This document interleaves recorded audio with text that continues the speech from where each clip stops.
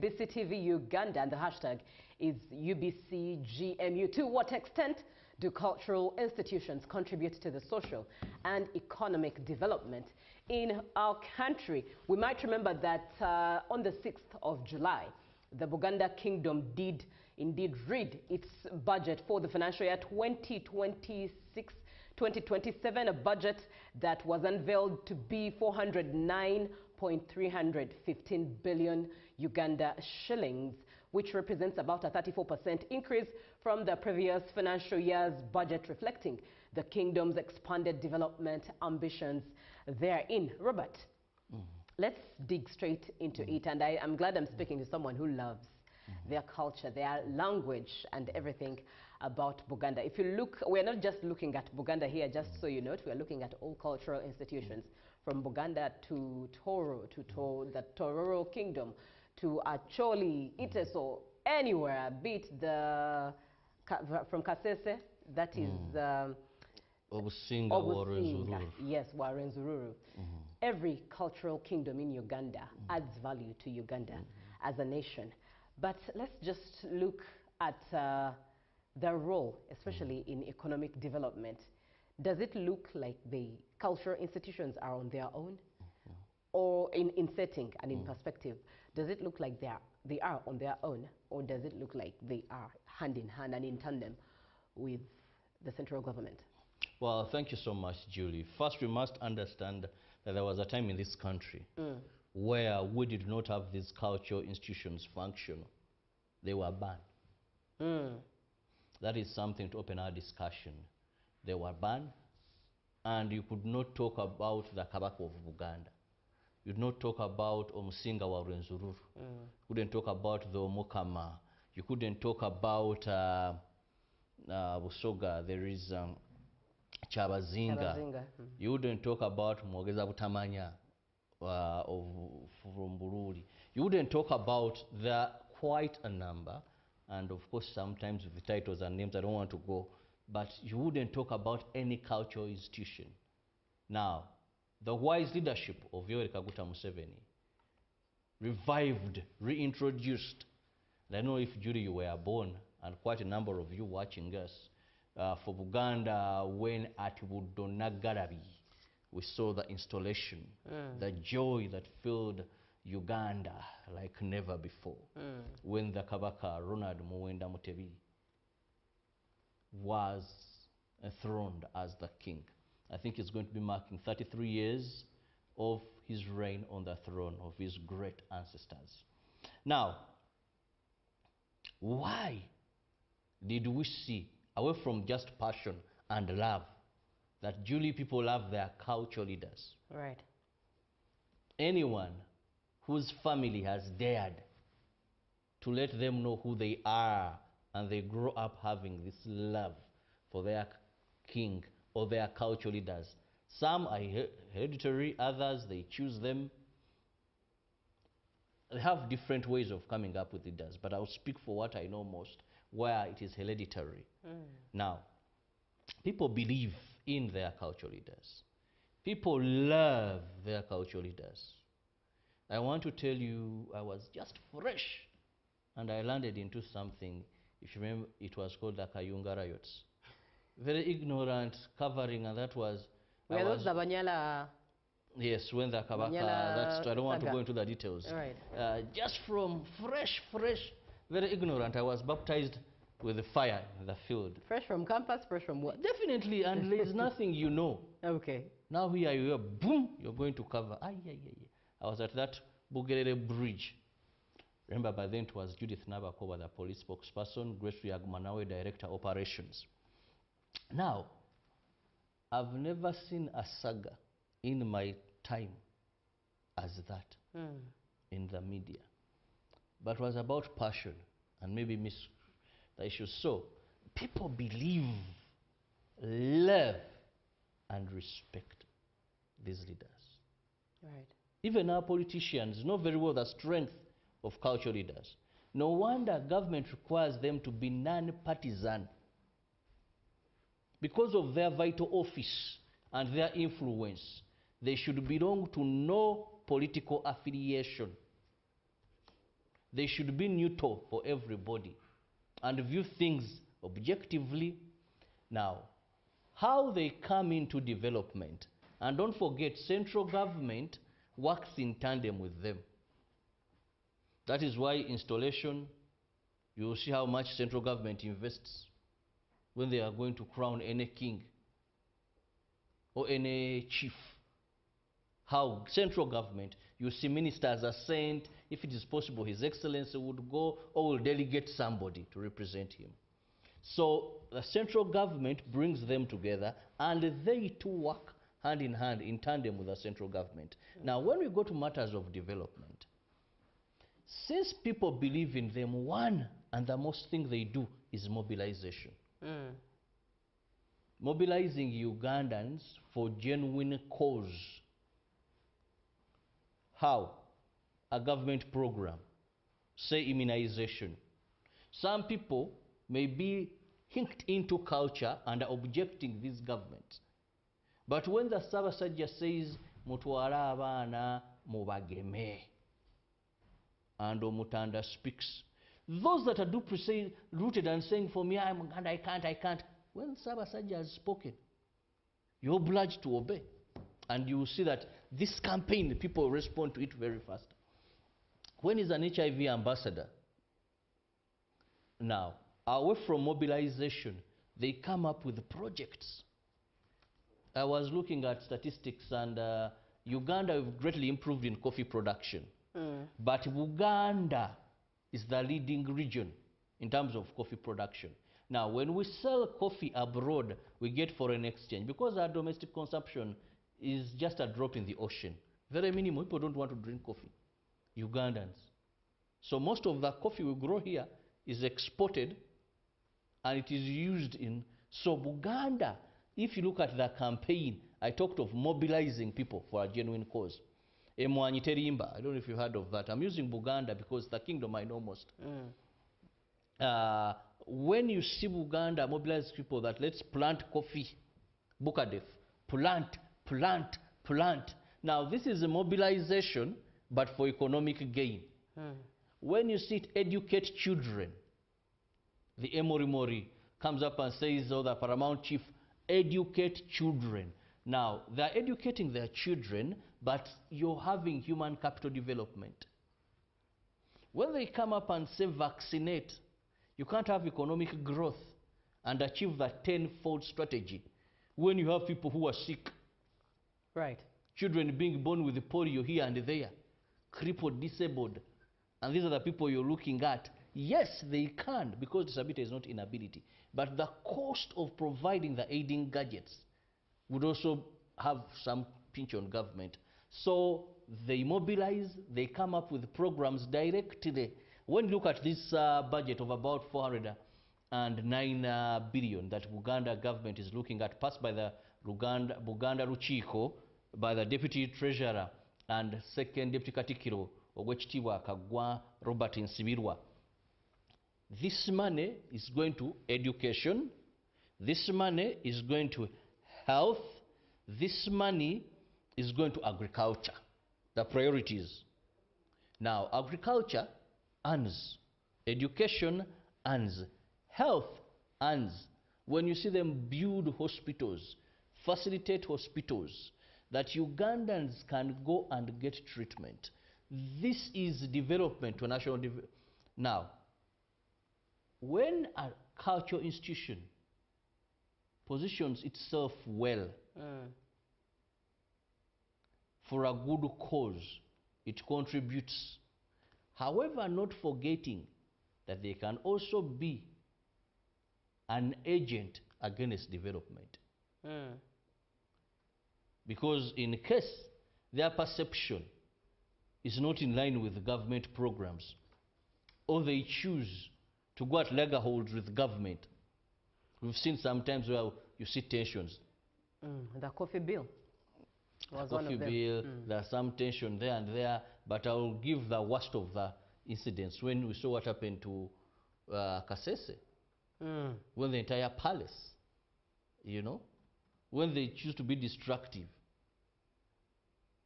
and choose not to move. So they can, because I earlier said people believe in them.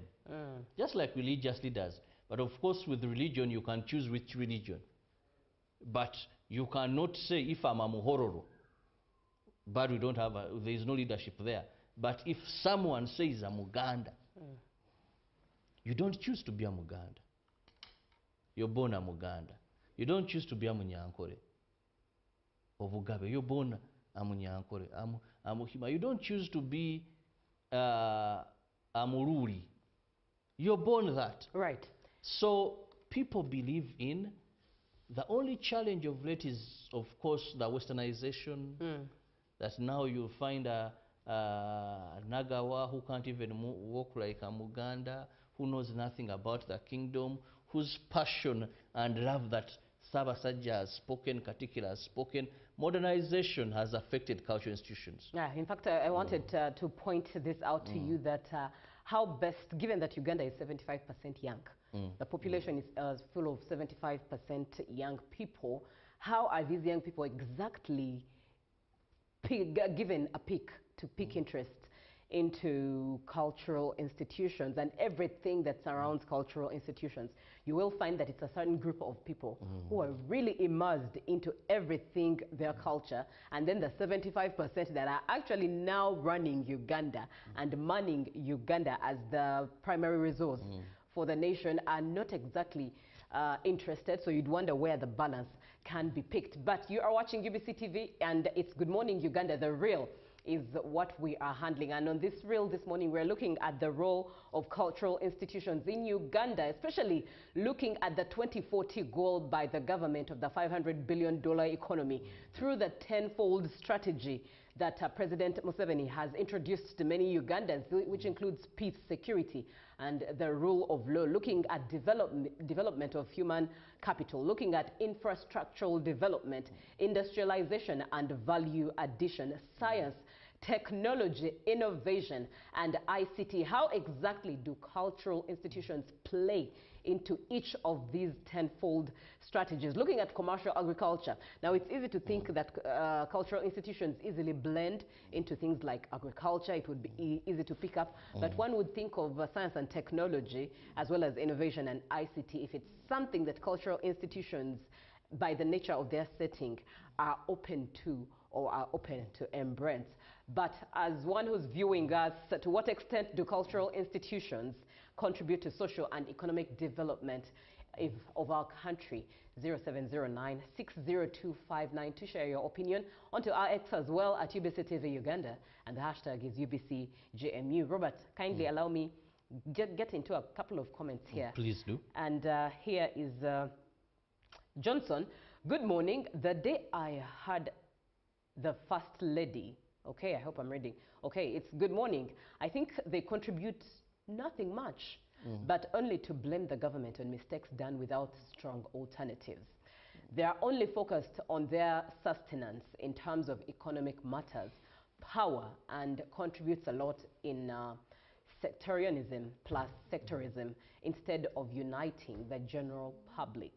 Let us just pray for our country, as I'm on the way to solve our challenges.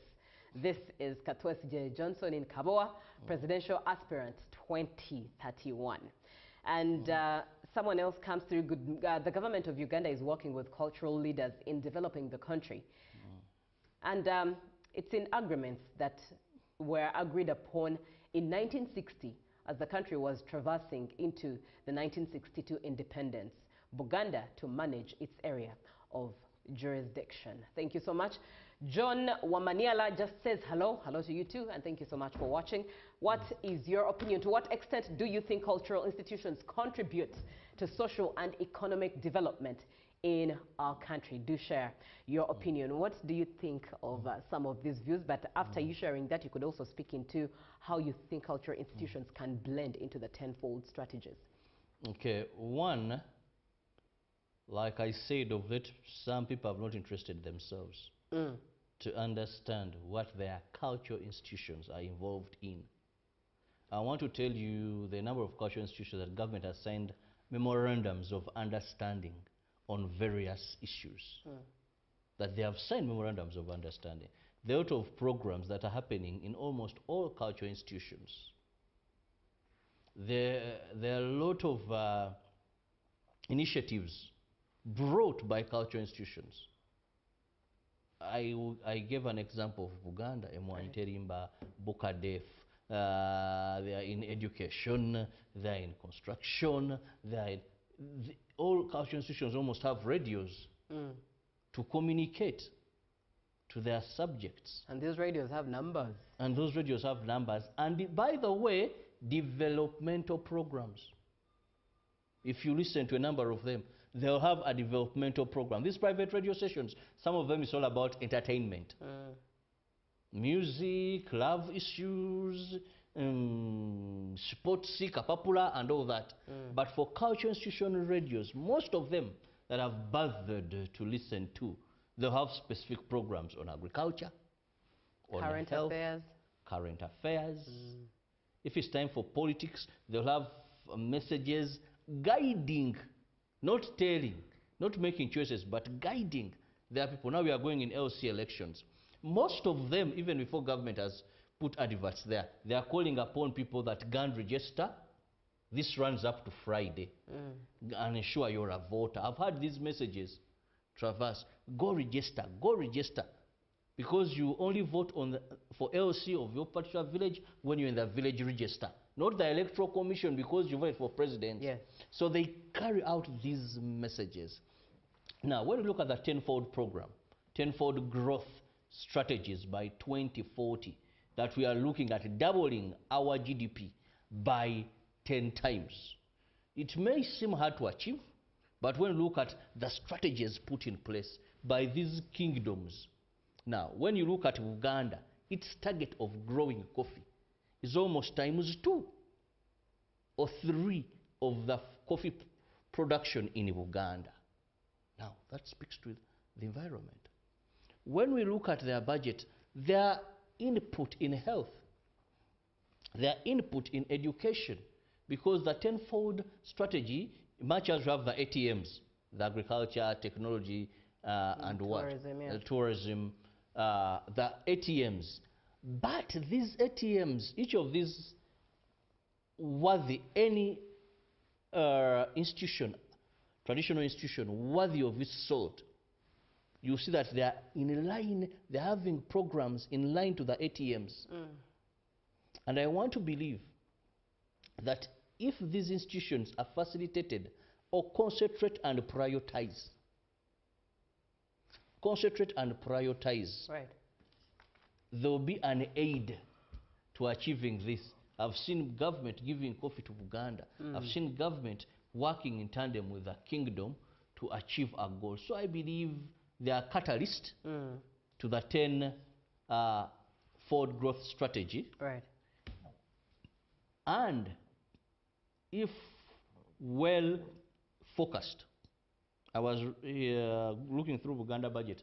They're even talking about building stadiums to nurture talent. All right. Talent is one of the things that's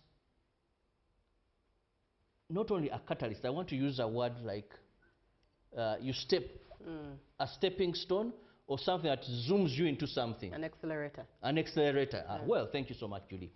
Sports talent. Yeah. I want to tell you, people of talent earn big. That's right. Bring big to the economy. If we can develop, and you asked about bringing in the youth, these initiatives, sports, mipira jamasaza, you've seen them, whatever, chanaba gereka, youth, they have strategies of youth involvement. Now, when the youth come together and by the kingdom, they'll lead these competitions, folk songs in schools, right, culture, so indeed, there's so much they can get us there. Very well, indeed. And let's close this off with the comments coming through from you as we're looking at your opinion. To what extent do you think cultural institutions contribute to the social and economic development of our country? My Muyimbwa Abdul here, economist, says that cultural institutions mobilize communities as they have leadership that moves with that of the movement system of government and mobilize communities to participate in development projects such as health campaigns, environmental conservation, and local infrastructure. This is TC. Thank you so much for being on the show. The conversation does continue at our X handle at UBC TV Uganda. But up next is JMU Tourism Express, and Chirawo will be back with the business as well. For now, good morning. Do enjoy.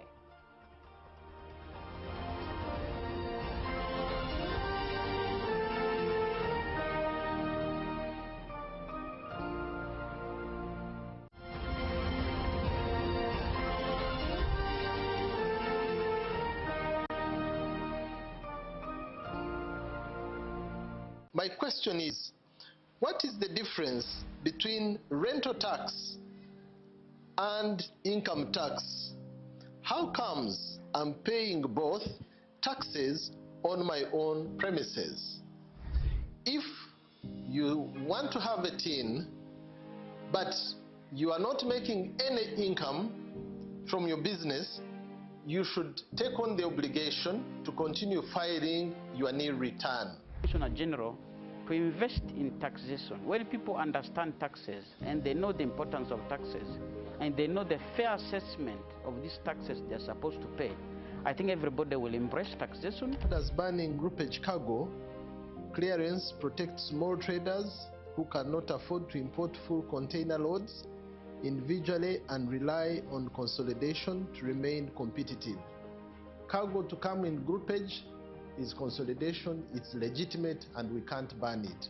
What we have banned, or what we have stopped, is the use of container leaders.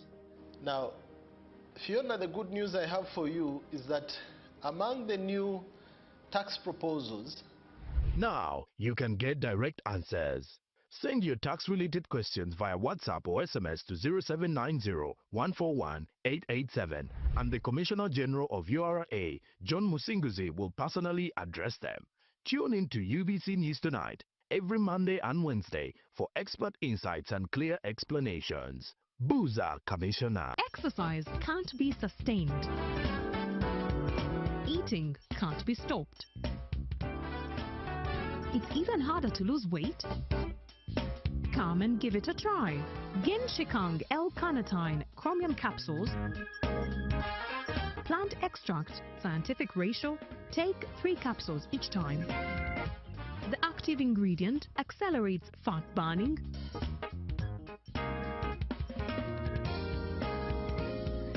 eat twice a day, don't take a detour.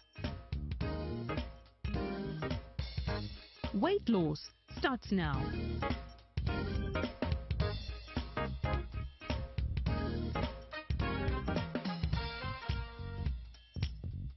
Genshikang L-carnitine with chromium capsules helps you stay in shape. Please follow medical advice when taking this product.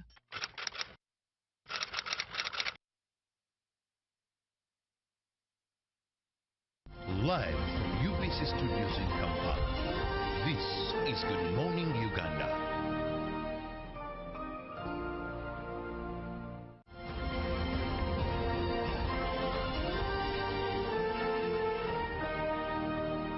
Brought to you by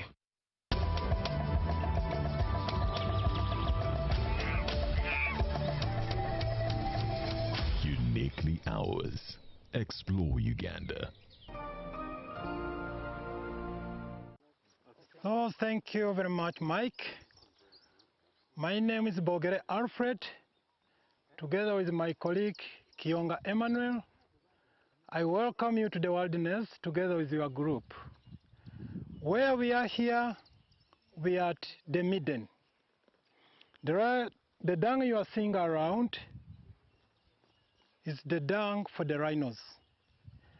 And the rhinos, they are killing animals. They don't drop the dung anyhow. For them, they select a specific place where they go and drop their dung. So where we are here, it is one of the places they select, not only this one, but other places.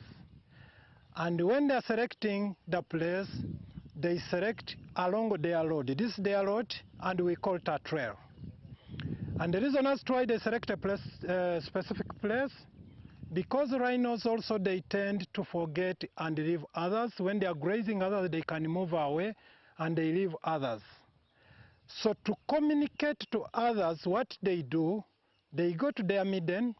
This place locally I may call it rhino toilet.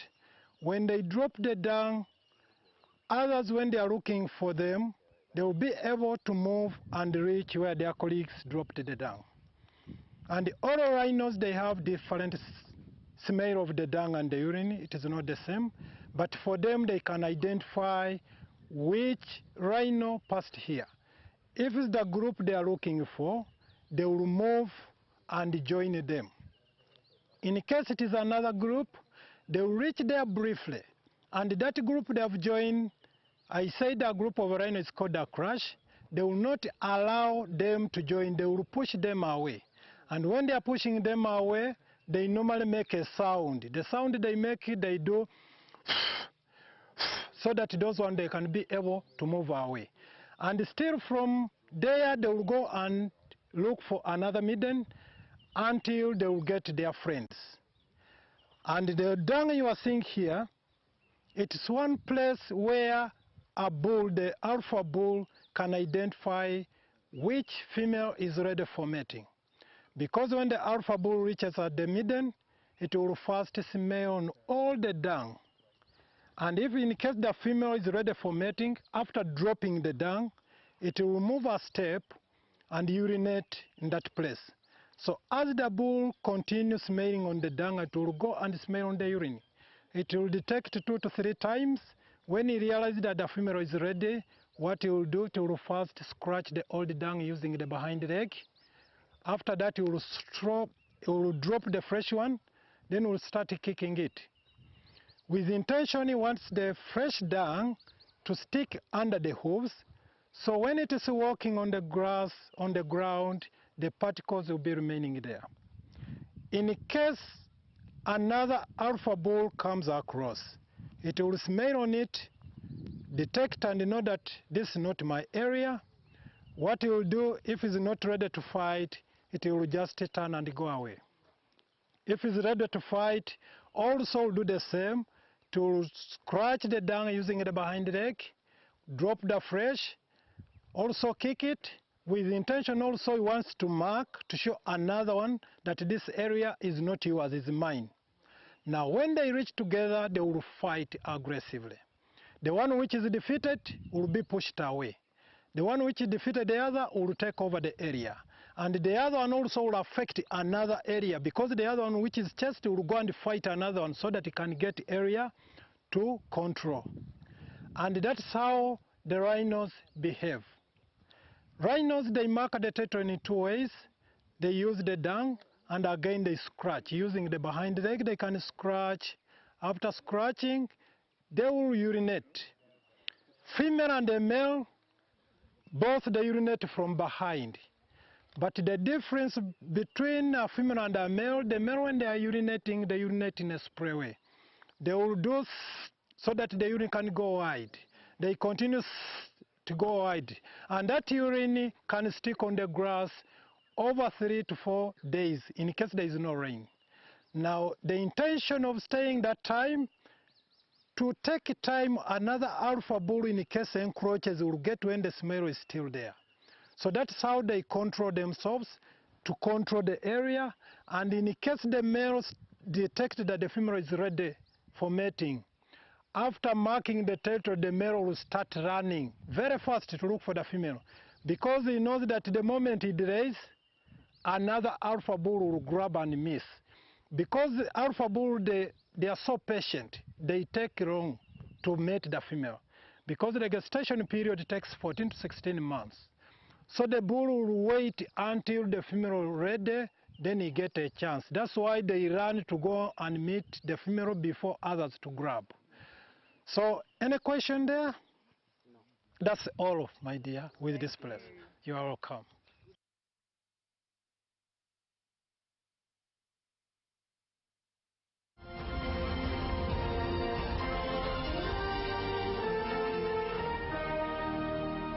Brought to you by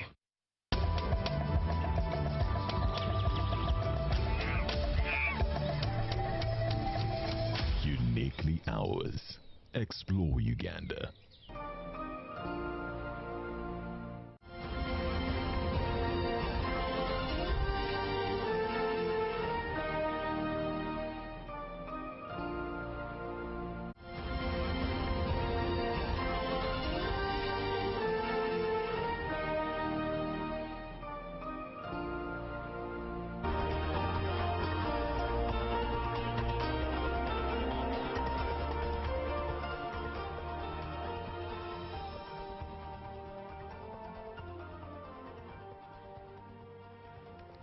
A very good morning to you. My name is Julie F. Nantaba. It's time for business and welcome back from the GMU Tourism Express. Now in business this morning, we are looking at, of course, the troubles that befell almost everyone.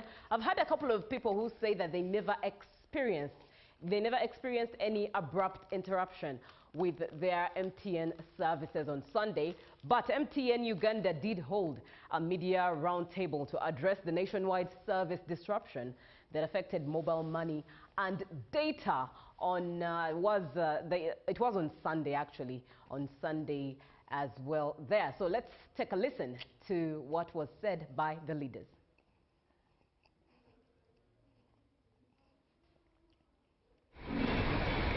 The meeting held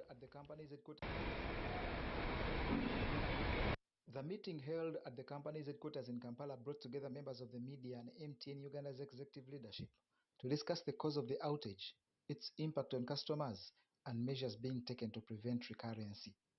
So we have called this briefing. This was occasioned by the fact that we had a service interruption which happened on Sunday afternoon, which affected a portion of our customers who were not able to access both our voice, data, as well as mobile money services. And this was an unexpected interruption in our service delivery due to a significant power outage that we faced in our data centers. I really want to first of all start off by saying we are sorry to all our customers and everyone who was impacted. Company officials acknowledged the inconvenience caused to customers and outlined steps taken to restore services while strengthening system reliability.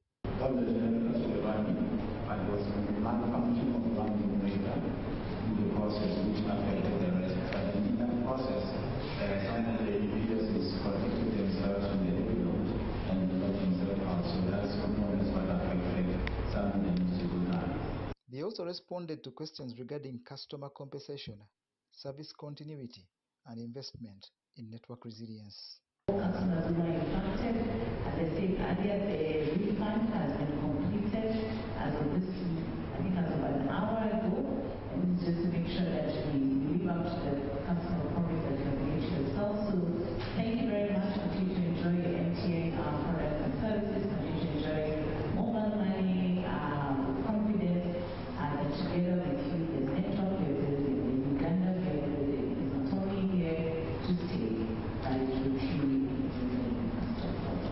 The disruption affected thousands of subscribers who were unable to access mobile money transactions and internet services for several hours.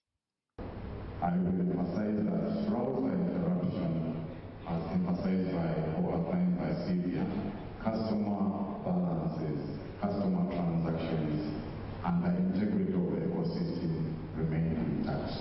MTN Uganda reaffirmed its commitment to delivering reliable digital and financial services, pledging greater transparency and continued investment in network infrastructure to enhance customer experience and minimize future service interruptions.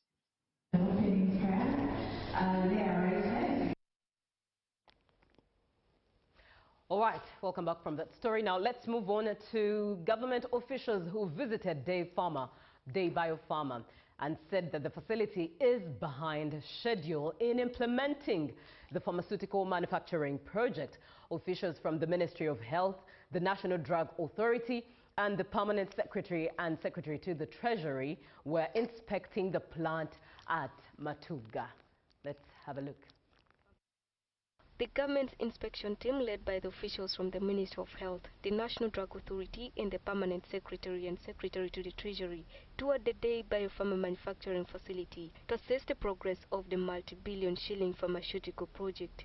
While acknowledging the level of investment already made in the plant, officials observed that a number of key milestones have not been achieved within the expected timeliness. It is still too early to expect that everything is working as it should be, because this is a process.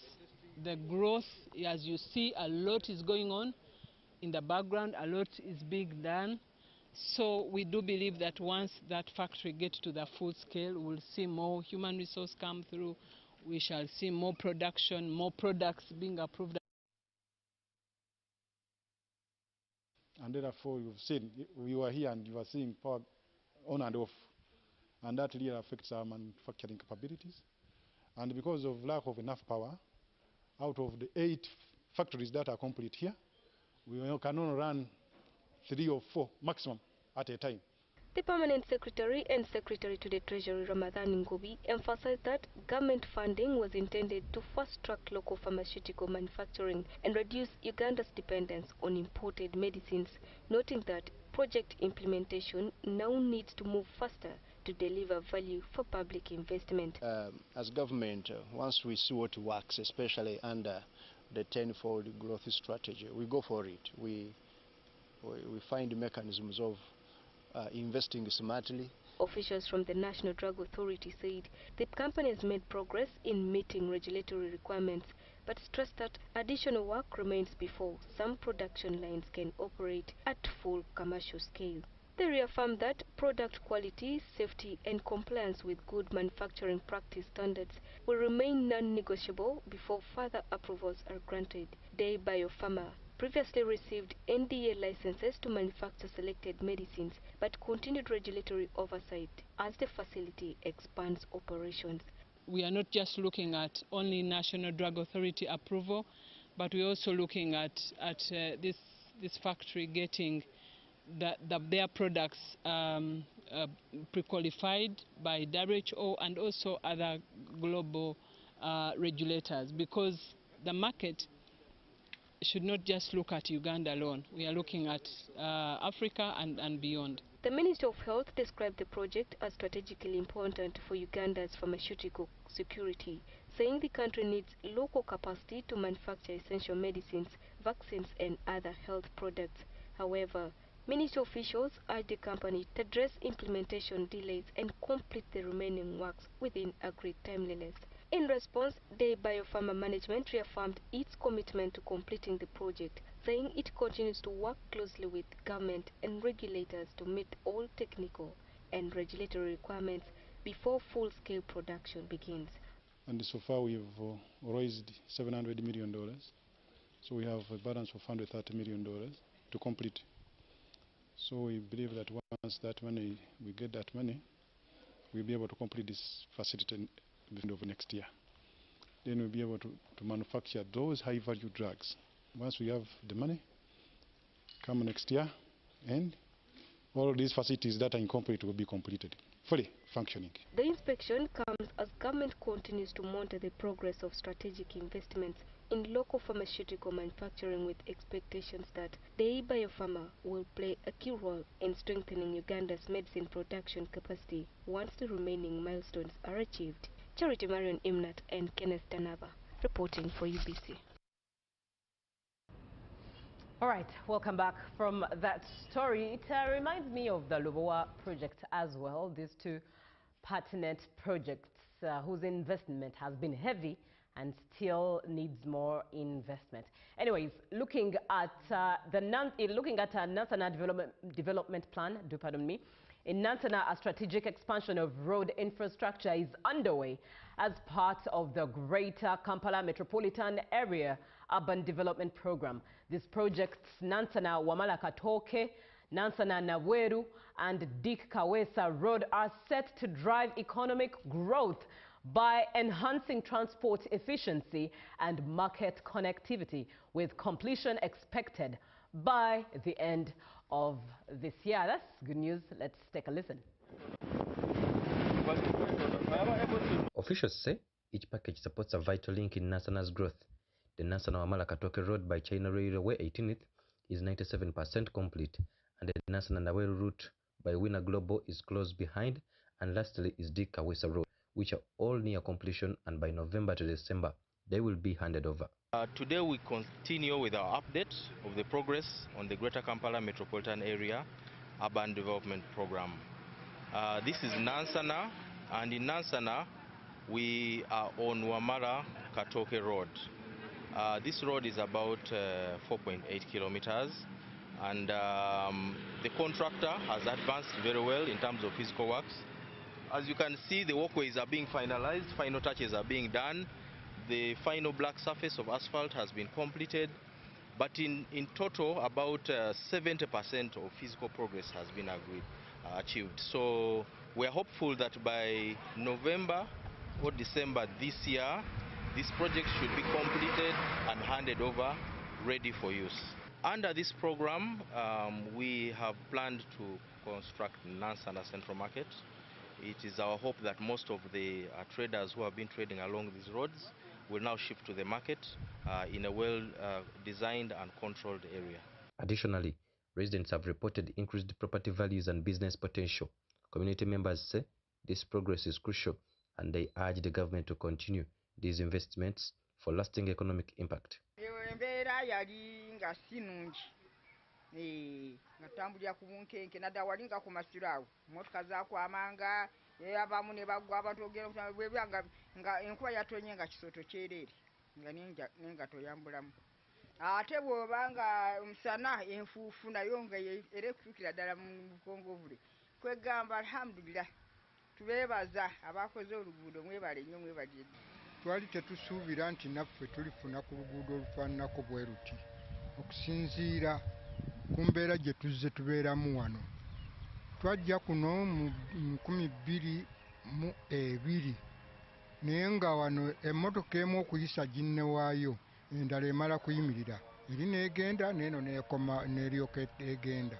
Naye kaakati kakeeka kennyini era essanyu lye tulina ab'omu kitundu lya nsusso, era omulimu gwe mukoze mugende mu maaso era tubaagaliza buwanguzi bwereere naye kye mutukoze kiyitirivu kirungi nnyo.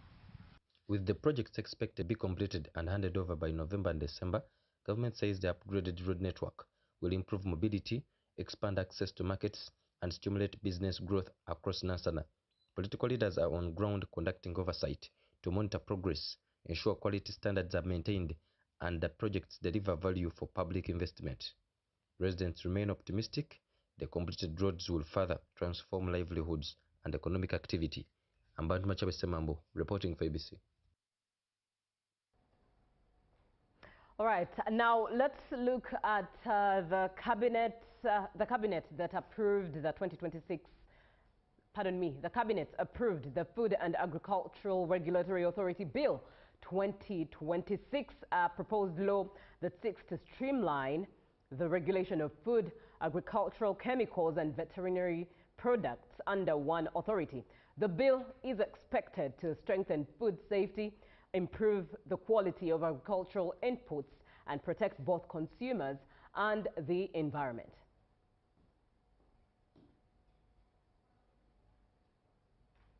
Government is taking another step towards strengthening Uganda's food and agricultural regulatory framework following Cabinet's approval of the Food and Agriculture Regulatory Authority Bill 2026.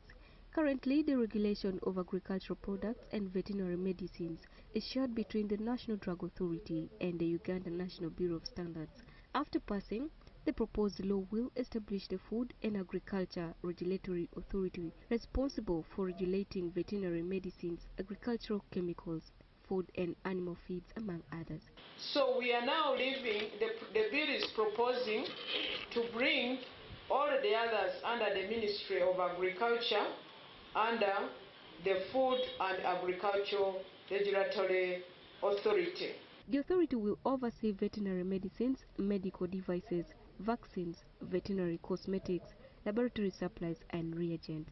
The Minister for ICT and National Guidance, Justin Kasule Lumumba, says the law will strengthen oversight of agricultural and veterinary inputs by ensuring medicines, vaccines and agricultural chemicals sold on the market are of the right quality and are safe for use. Expect that if it becomes law, it will ensure that the food and feeds produced and imported, as well as plants and environment are safe. That is food, the feeds and environmental security. Also agriculture and veterinary inputs, that is medicines, agricultural chemicals on the market are of the right quality, safe and serve the intended purposes. The Uganda's agriculture and food exports to meet the local, regional and international market standards and requirements. The bill will now be tabled before Parliament for debate and consideration before it can become a law. Addressing concerns from Ugandans in South Africa who fear losing their homes and businesses, Minister for ICT and National Guidance said the government's immediate priority is to save lives through the ongoing evacuation exercise. Government had to take a decision to first save lives, then we can negotiate. Because even when somebody has died, we will not be able to trace exactly what the compensation will be, to what magnitude. Charity Marion Imnat and Sana Nate reporting for UBC News. All right, welcome back from that story. Let's look at what the exchange rates look like. As of the 7th day of July 2026, the US dollar was buying at 3,649.10 and selling at 3,659.10, and the British pound was buying at 4,883.22 and selling at 4,897.70. The euro there was buying at 4,170.19 and selling at 4,182.35. The Kenyan shilling was buying at 28.21 and selling at 28.33. And the Tanzanian shilling was buying at 1.37 and selling at 1.40. The mafaranga, that is from Rwanda, buying at 2.47 and selling at 2.49. That is the exchange rates as of the 7th of July 2026. We definitely look forward to what today shall hold. But this brings us to the end of what we have on the business desk this morning.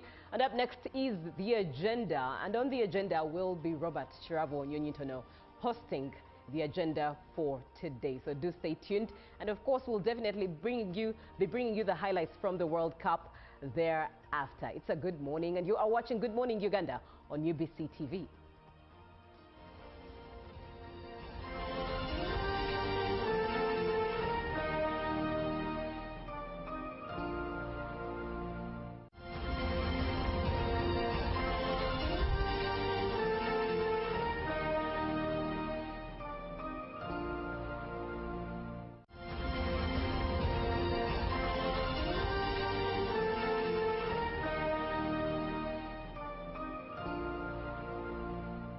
Of the day on UBC. Every Wednesday, 10 p.m. on your public broadcaster.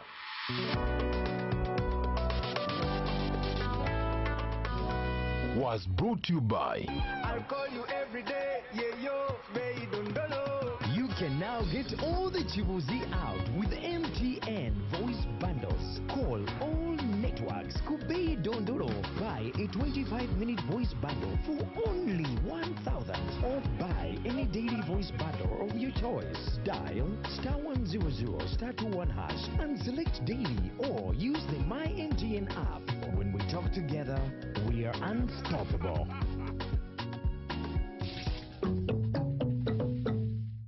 Exercise can't be sustained. Eating can't be stopped. It's even harder to lose weight. Come and give it a try. Genshikang L-carnitine chromium capsules. Plant extract, scientific ratio. Take 3 capsules each time. The active ingredient accelerates fat burning,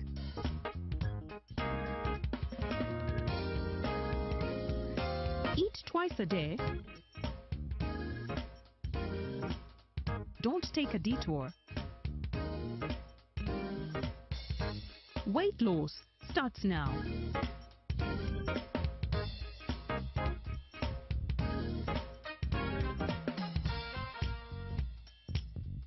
Ginshikang L-carnitine with chromium capsules helps you stay in shape. Please follow medical advice when taking this product.